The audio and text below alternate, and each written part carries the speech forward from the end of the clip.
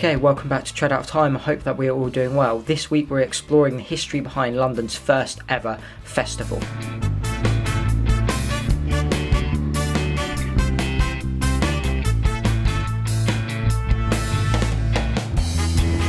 Okay, so we're here in Smithfields, and this is where in 1133 London's music scene first started.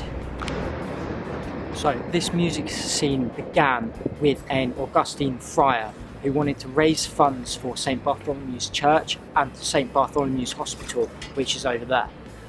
And he decided to start a fair, and that was the start of London's first music festival. The name of this monk was Brother Ray here, and he was allowed by Henry I to stage a 3-day festival to help raise funds for St Bartholomew's. He had been somewhat of a jester in the court of Henry I before he converted over to become a monk.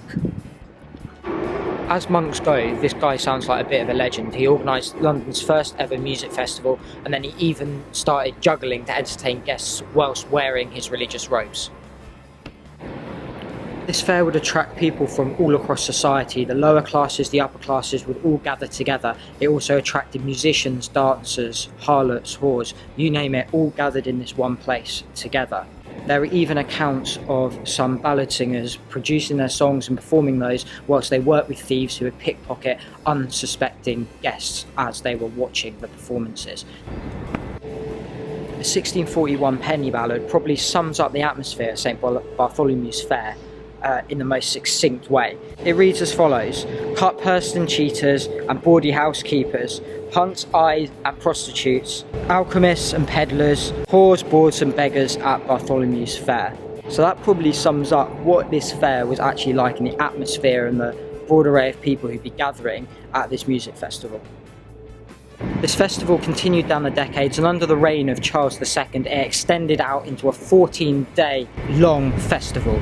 Local theatres and the theatres in London would close to allow their actors to go and take part in this festival, and that really goes to highlight what a major event this was in the London calendar. However, as time progressed, educated opinion began to change. William Wordsworth, for example, described the fair as in scathing terms, saying, "What hell for the eyes and the ears, what anarchy and din." But in my opinion, he can just stay looking at clouds in the Lake District. Unfortunately, the likes of Wordsworth and Victorian ideas of decency prevailed, and in 1855, the London authorities banned the festival, accusing it of it causing indecency.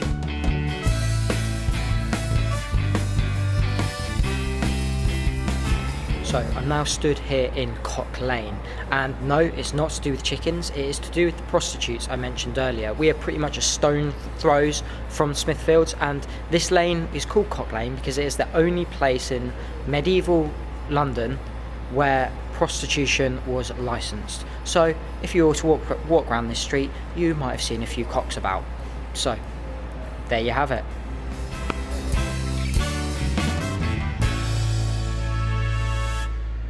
So a brief history of Smithfields, just generally.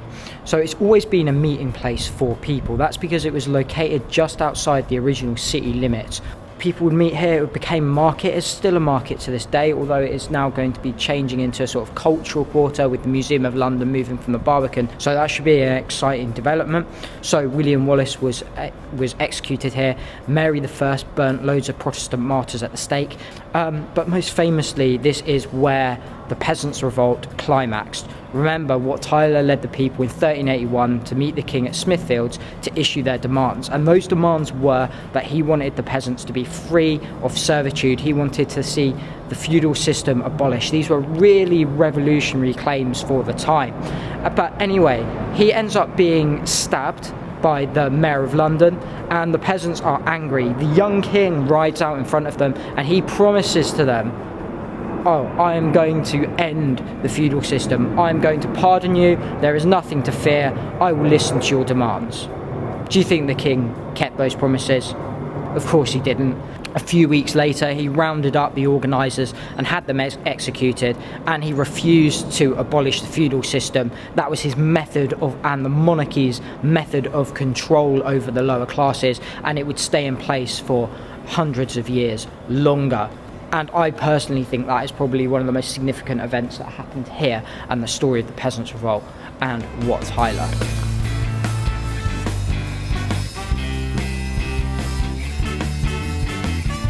Thanks for watching this video. I hope you've liked our little adventure around Smithfields. Well, until next week, make sure you're looking after yourself and being kind. See you next week. See ya.